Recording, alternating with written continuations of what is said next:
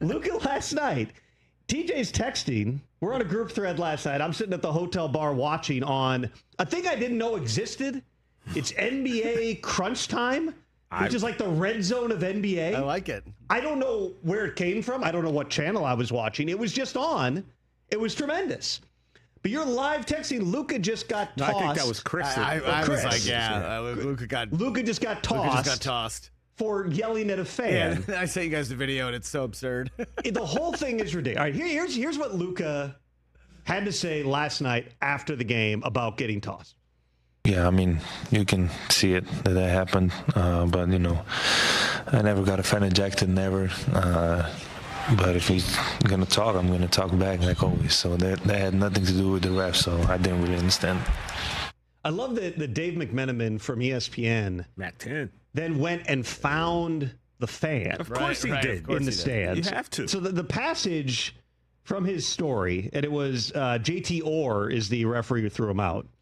But Dave McMenamin goes and finds a guy who refers to himself, according to the story, the fan Jeremy Price, who referred to himself as the courtside tattoo dude, told ESPN that Doncic was shouting at him and not the referee. Here's the quote. During the game, within the game. Start there, okay? Let's just pause. Imagine. 6 words. During the game, within the game. The audacity. Courtside tattoo dude So this guy, already. Courtside tattoo dude, literally thinks he's part of the game. Yeah, And last night he was. Right off the bat, you're right. Last night he actually was. During the game, within the game. Wow. Because I that's part of the mentioned game. that he was short on his shot, and he missed it.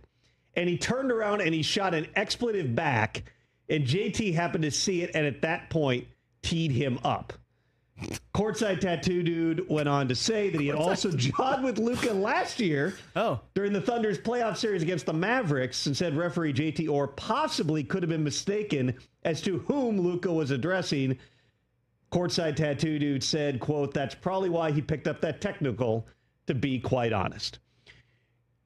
Just my opinion, you need to be really sure when one of the star players in the game, in a close game that has massive playoff implications, and barks something. You can do a little amateur lip reading. I went through it a few times. I'm pretty sure I know what the expletive was.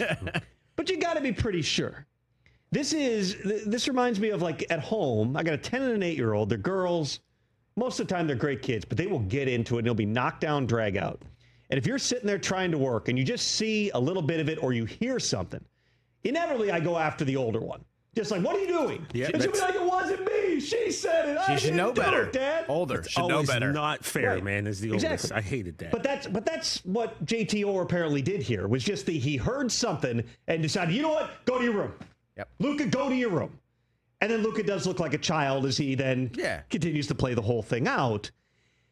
That's a tough beat, man. In a Western Conference playoff race that, again, watching all those games simultaneously last night, the Timberwolves are in the process of blowing a 24-point lead, the largest deficit that the Bucks have overcome in franchise history. On the day that the Nuggets fire Michael Malone as they cling to the 4th seed in the playoffs, the Lakers game was highly competitive until Luka gets ejected, and then it goes completely sideways.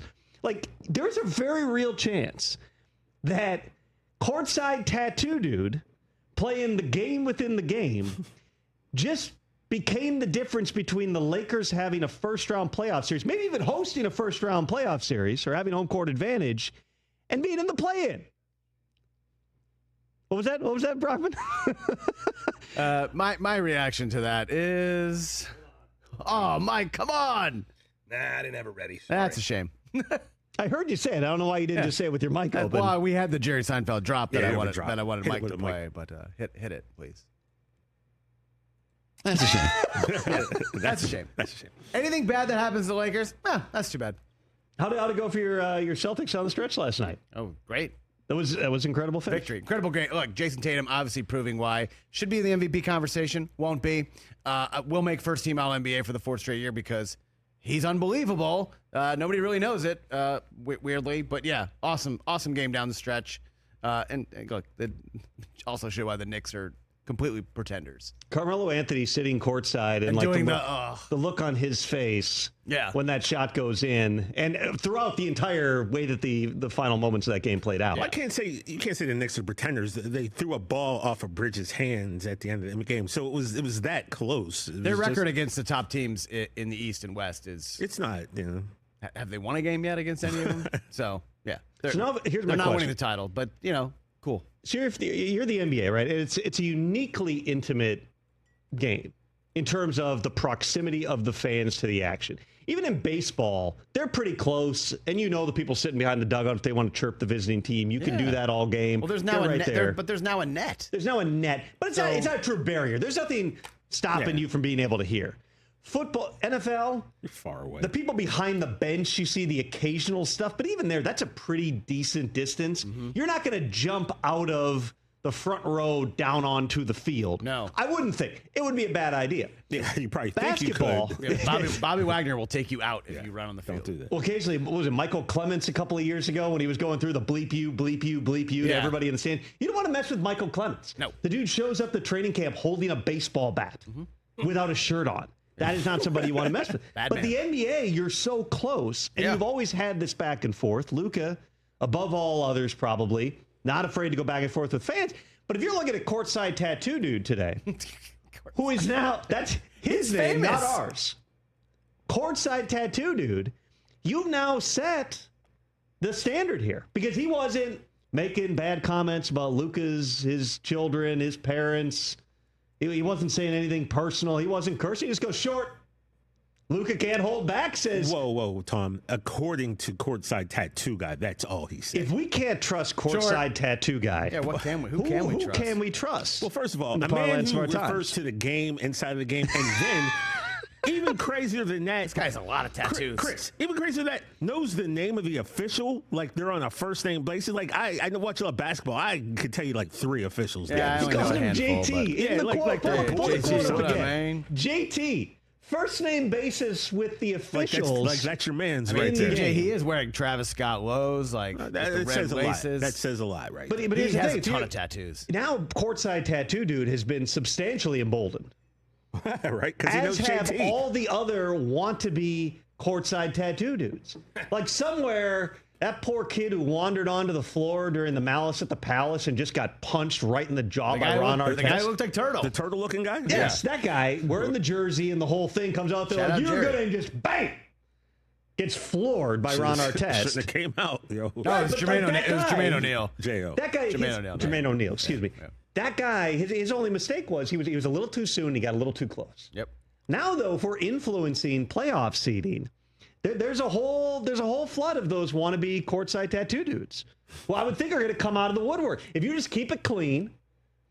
Don't say any of the magic words. Don't say the magic words. Just talk. Keep it respectable. Just chirp. Just have a dialogue. Every other fan. I mean, I think everybody already knew that Luka. You could get under his skin. I think Luka is easily combustible, and if you keep poking, he's gonna kind of erupt, and he did. And now wherever he goes down the stretch of this season, I mean, the Mavericks moved on from him for reasons that really didn't have a lot to do with basketball. It was conditioning. It was the guy. It was all the antics. Now he goes to the Lakers. Just blend in. Luka, just for the rest of this season, you're doing other Supermax. Just kind of blend in. Be a really good player. Don't, if you can, just try to avoid getting in an argument with Courtside Tattoo Dude to get thrown out of an important game down the stretch of the season. We're right back there. And now every fan, when he goes on the road, you just have to be. Come up with the cleanest insults you can. Just have a list.